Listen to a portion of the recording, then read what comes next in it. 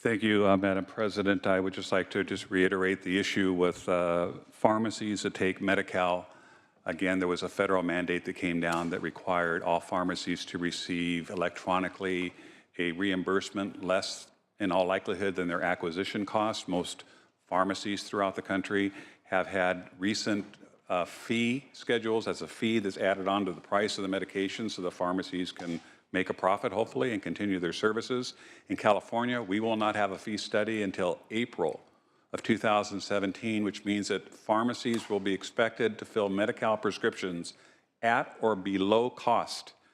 Now, certainly the bigger chains will probably have the ability to absorb those losses, but many of the small independent pharmacies that exist in either the very urban areas that were not able to accommodate large box drugstores or those that are in rural areas where there's not enough money for a chain store to come, this is going to cause significant financial havoc on them.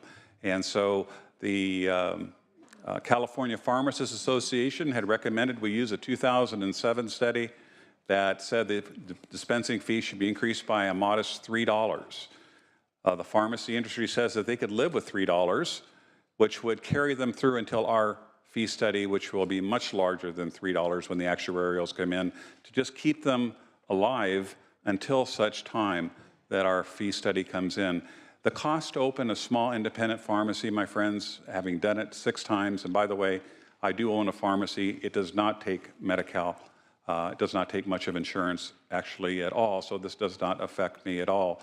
But to open just a small apothecary shop is about $250,000 when you consider fixtures and equipment, pharmacy software, pharmacy computers, not to mention 100 or 1,000 or more. As you know, pharmaceutical drugs are very, very expensive. And so I hope that many of you that are here today will recognize that pharmacy services are very important, and of course, there's devastating consequences if people can't get to a pharmacy because they don't live close to one, if they're in an urban area or a rural area. The chances are that they may not take their medications.